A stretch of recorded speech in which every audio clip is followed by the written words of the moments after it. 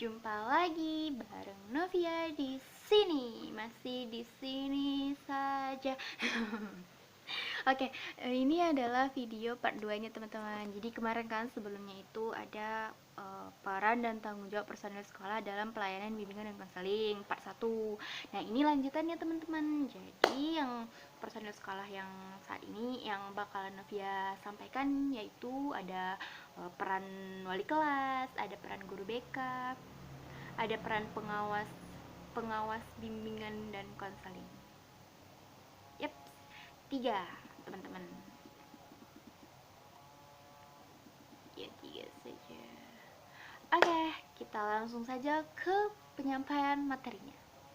Check it out. Jadi teman-teman yang keempat lagi ya, kalau kita sambung yang kemarin gitu kan. Yang keempat tuh peran wali kelas. Jadi sebagai pengelola kelas tertentu dalam pelayanan bimbingan konseling, wali kelas berperan yang pertama, membantu guru pembimbing melaksanakan tugas-tugasnya, khususnya di kelas yang menjadi tanggung jawabnya. Yang kedua, membantu guru mata pelajaran melaksanakan peranannya dalam pelayanan bimbingan dan konseling, khususnya di kelas yang menjadi tanggung jawabnya. Yang ketiga, membantu memberikan kesempatan dan kemudahan bagi siswa, khususnya di kelas yang menjadi tanggung jawabnya, untuk mengikuti atau menjalani layanan dan atau kegiatan bimbingan dan konseling. Yang keempat, berpartisipasi aktif dalam kegiatan khusus bimbingan dan konseling seperti konferensi kasus. Karena kita bahas kan konferensi kasus. Nah, yang kelima, mengalih siswa yang memerlukan layanan bimbingan dan konseling kepada guru pembimbing. Nah, yang kedua atau yang kelima, peran guru BK. Sebagai pelaksana utama, tenaga inti dan ahli, guru pembimbing bertugas sebagai berikut. Yang pertama, memasyarakatkan pelayanan bimbingan dan konseling. Yang kedua, merencanakan program bimbingan dan konseling, terutama program-program satuan layanan dan satuan kegiatan pendukung, dan untuk satuan-satuan waktu tertentu. Program-program tersebut dikemas dalam program mingguan, bulanan, semesteran, dan tahunan. Yang ketiga, melaksanakan segenap program satuan layanan bimbingan dan konseling.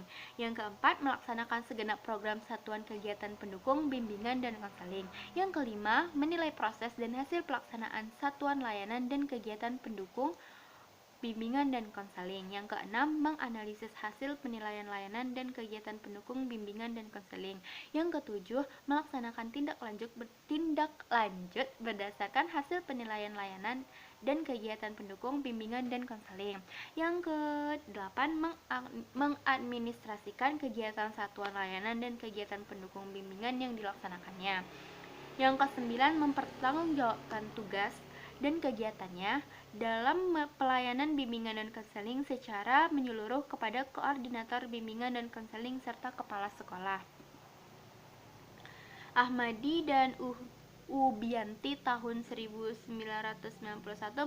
mengemukakan peran guru sebagai pembimbing dalam melaksanakan proses belajar mengajar sebagai berikut. Yang pertama, menyediakan kondisi-kondisi yang memungkinkan setiap peserta didik merasakan aman dan berkeyakinan bahwa kecakapan dan prestasi yang dicapainya mendapat penghargaan dan perhatian. Suasana yang demikian dapat meningkatkan motivasi belajar peserta didik dan dapat menumbuhkan rasa percaya diri. Yang kedua, mengusahakan agar peserta didik dapat memahami diri, kecakapan-kecakapan, sikap, minat, dan pembawaannya. Mengembangkan sikap-sikap dasar bagi tingkah laku sosial yang baik. Tingkah laku peserta didik yang tidak matang dapat dalam perkembangan sosialnya dapat merugikan dirinya sendiri maupun teman-temannya. Dan yang keempat, menyediakan kondisi dan kesempatan bagi setiap peserta didik untuk memperoleh hasil yang lebih baik. Hasil yang lebih baik. Nah, guru dapat memberikan fasilitas waktu, alat atau tempat bagi peserta didik untuk mengembangkan kemampuannya. Dan yang kelima, membantu memilih jabatan yang cocok, membantu sesuai dengan bakat, kemampuan dan minatnya. Berhubung guru relatif lama bergaul dengan peserta didik, maka kesempatan tersebut dapat dimanfaatkan untuk memahami potensi peserta didik.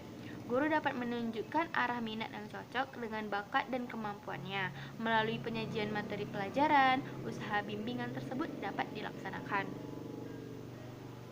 Yang Sub selanjutnya yaitu peran pengawasan, bimbingan, dan konseling. Supervisi dan monitoring merupakan bagian yang tidak terpisahkan dari keseluruhan kegiatan bimbingan dan konseling di sekolah. Hal ini dipahami karena perencanaan dan pelaksanaan yang baik belum tentu dapat diwujudkan pada setiap sekolah.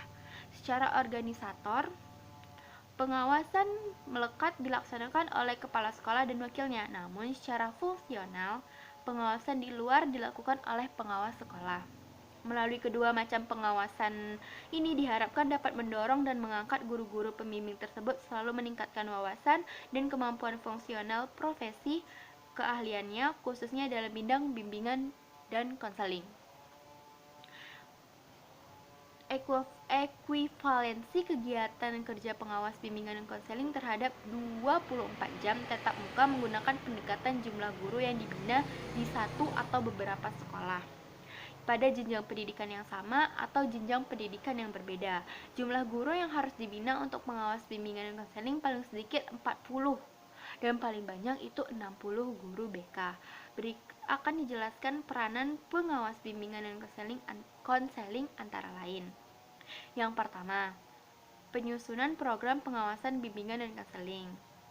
Setiap pengawas, baik secara berkelompok maupun secara perorangan, wajib menyusun rencana program pengawasan. Program pengawasan itu terdiri atas yang pertama program pengawasan tahunan, program pengawasan semester, dan program rencana kepengawasan akademik atau disingkat dengan RKA. Program pengawasan tahunan.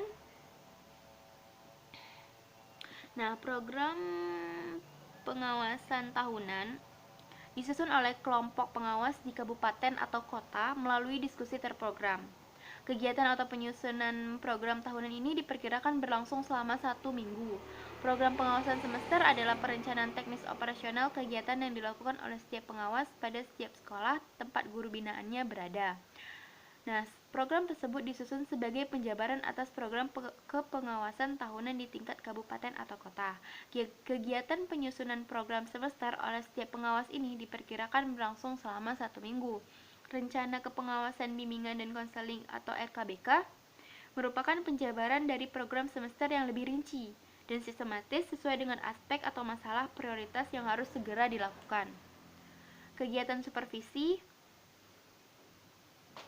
penyusunan RKBK ini diperkirakan berlangsung selama 1 minggu. Program tahunan, program semester, dan program kepengawasan akademik tersebut sekurang-kurangnya memuat aspek atau masalah, terus tujuan, indikator keberhasilan, strategi atau metode kerja, skenario kegiatan, sumber daya yang diperlukan, penilaian, dan instrumen penilaian. Nah, yang kedua, melaksanakan pembinaan, pemantauan, dan penilaian. Kegiatan supervisi bimbingan dan konseling meliputi pembinaan dan pemantauan pelaksanaan bimbingan dan konseling di sekolah. Merupakan kegiatan di mana terjadi interaksi langsung antara pengawas dengan guru binaannya. Yang ketiga, menyusun laporan pelaksanaan program pengawasan. Setiap pengawas membuat laporan dalam bentuk laporan per sekolah dari seluruh sekolah binaan. Laporan ini lebih ditekankan kepada pencapaian tujuan dari setiap butir kegiatan pengawasan sekolah yang telah dilaksanakan pada setiap sekolah binaan. Nah, yang keempat, melaksanakan pembimbingan dan pelatihan profesionalitas guru BK. Kegiatan pembimbingan dan pelatihan profesionalitas guru BK dilaksanakan paling sedikit 3 kali dalam 1 semester secara berkelompok di musyawarah guru pembimbing atau yang biasa kita sebut dengan MGMP. Nah, kegiatan dilaksanakan terjadwal baik waktu maupun jumlah jam yang diperlukan untuk setiap kegiatan sesuai dengan tema atau jenis keterampilan dan kompetensi yang akan ditingkatkan. Dalam pelatihan, diperkenalkan kepada guru cara-cara baru yang lebih sesuai dalam melaksanakan suatu proses pembimbingan. Kegiatan pembimbingan dan pelatihan profesionalitas guru BK ini dapat dilakukan melalui workshop, seminar, observasi, individual, dan grup conference. Nah, itulah tadi materi tentang peran dan tanggung jawab personil sekolah dalam pelayanan bimbingan dan konseling. Jadi jadi jurusan Navia ini teman-teman lebih ke pendidikan. Jadi Navia itu lebih pusatnya pada ke sekolah dan peserta didik, bukan secara masyarakat umum. Nah, seperti itulah. Terima kasih teman-teman sudah mengklik video ini dan menonton video ini. Mohon maaf kalau ada kesalahan. Sampai jumpa di video berikutnya. Insya Allah video berikutnya adalah video materi terakhir dalam silabus. Selesai tugas Nabia. Satu lagi. Yeay, berkat kalian juga. Dah, assalamualaikum warahmatullahi wabarakatuh.